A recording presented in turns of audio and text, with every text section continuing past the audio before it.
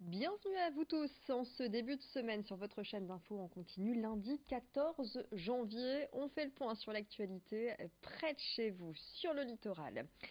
Vos sapins de Noël peuvent avoir une seconde vie. Exemple à Waplage où ils serviront prochainement à constituer une barrière contre l'érosion. En effet, le cordon de la dune aurait reculé de 50 mètres depuis 1949. Du coup, la communauté de communes de la région d'Audruic mène une expérimentation de collecte de sapins de Noël. Ceux-ci serviront à fortifier les dunes et deviendront ainsi des pièges à sable. La zone privilégiée pour la pose des sapins sera celle du blocos des Escardines, la plus sujette aux dégradations causées par les vents et les marées. Cette expérimentation qui débutera courant février est inspirée d'une opération menée à Cap-Breton. Dans les Hauts-de-France, c'est une première. Julien Renaud, vice-président de la communauté de communes de la région d'Audruic, nous en dit plus au micro de Marine Kijek. La pose des sapins va être réalisée dans un premier temps par les services de la CCRA, les services de la commune de Waplage qui jouent fortement le jeu à nos côtés et aussi Eden 62 qui est gestionnaire du site pour expérimenter la pose puisque on est ici face à un cordon dunaire qui a encore récemment subi des vents de nord violents et pour lequel le pied de dune a été fortement abîmé ces derniers temps. Donc la pose va être délicate. On a aussi pris conseil auprès de la commune de Cap-Breton pour savoir comment gérer au mieux la pose. Et après cette première phase de pose expérimentale réalisée par nos services, il y aura un chantier d'insertion qui va venir sur le site pour poser les sapins sur plusieurs semaines. Le trafic du port de Dunkerque enregistre une hausse de 3% en 2018 par rapport à l'année précédente. Les conteneurs battent également un nouveau record avec une progression de 13%, ainsi que le trafic de minerais qui fait un bond grâce entre autres à l'activité de l'usine ArcelorMittal. Le bémol concerne le trafic transmanche qui connaît un léger repli. Le nombre de camions et de remorques baisse de 4%, tandis que le nombre de passagers a diminué de 2%. Le port de Dunkerque investira 48 millions d'euros en 2019, essentiellement destinés à achever les projets de développement du port ouest. Et puis un port center devrait ouvrir en juin au musée portuaire pour découvrir les métiers du port et l'évolution de l'infrastructure. Explication complémentaire du président du conseil de surveillance du port de Dunkerque, interrogé par Marine Kijek. Le Port Center, c'est un lieu public où tous les publics qui veulent s'intéresser au port vont pouvoir comprendre qu'est-ce que c'est un port. Donc ça sera dans le cadre du musée portuaire, enfin dans les locaux du musée portuaire. C'est une association où la communauté urbaine, le port de Dunkerque et le musée portuaire sont partenaires pour proposer des expositions, des informations, organiser des visites, etc. Parce qu'on s'est rendu compte que de plus en plus les gens s'éloignent du port. D'abord, avec l'ISPS, le port il se ferme, il y a des barrières, il y a des gardes, etc.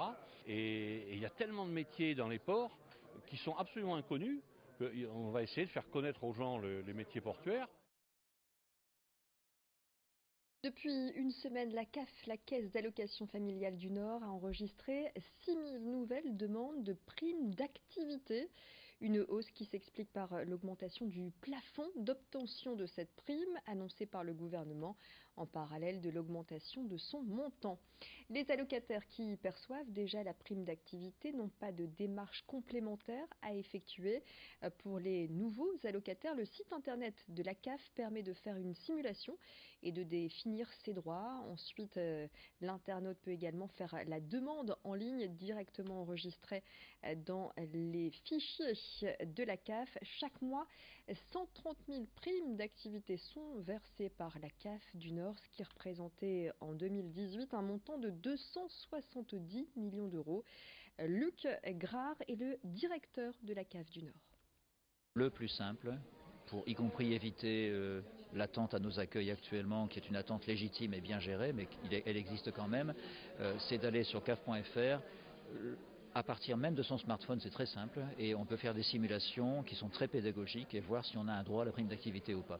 Et à partir du moment où la simulation est faite et qu'on voit qu'on a un droit, on peut très facilement transformer cette simulation en demande de prime d'activité qui est automatiquement enregistrée dans nos fichiers. Et ensuite, l'usager doit prendre l'habitude et devra prendre le réflexe de nous envoyer chaque trimestre une déclaration de ressources trimestrielle qui lui permet de déclarer les ressources de ces 3 derniers mois juste auparavant. Et nous actualiserons le montant de la prime d'activité de trimestre en trimestre, comme nous le faisions déjà pour les précédentes primes d'activité. Voilà, toutes les informations sur le site internet de la CAF, caf.fr. Elle s'appelle Maeva Serradji, Miss Prestige Provence 2018, a été élue Miss Excellence 2019. C'était samedi soir à M dans la métropole lilloise. Née à Marseille, la jeune femme a été élue parmi 24 candidates issues de toute la France lors de ce concours de beauté Miss Prestige National qui porte désormais le nom de Miss Excellence et qui se veut le concurrent du concours Miss France. La soirée était animée par l'animateur des années 90, Philippe Risoli, aux côtés de la marraine de l'événement, la comédienne Ingrid Chauvin. Voyez ces quelques images du sacre de Maeva Serradji. La toute première Miss Excellence France pour l'année 2019 est Miss Provence.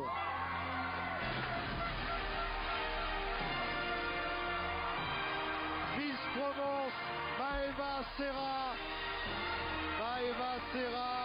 Miss Provence, est couronnée ce soir. Les jurés, là, venez me rejoindre. Venez me rejoindre les jurés, venez. J'aimerais qu'on applaudisse également la première dauphine.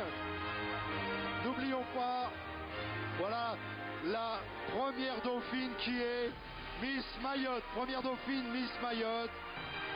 Et Miss Provence, accompagnée de Charlotte. Miss Provence 2019, c'est Maeva. Voilà, c'était samedi soir à M, à la salle Le Zéphyr dans la métropole lilloise. C'est la fin de cette édition locale. Vous retrouvez prochainement l'édition régionale avec encore d'autres infos préparées par l'ensemble de la rédaction. Et puis d'ici là, vous retrouvez tout de suite les prévisions météo. Profitez de cette douceur car ça ne va pas durer. Le froid arrive cette semaine dans la région des Hauts-de-France.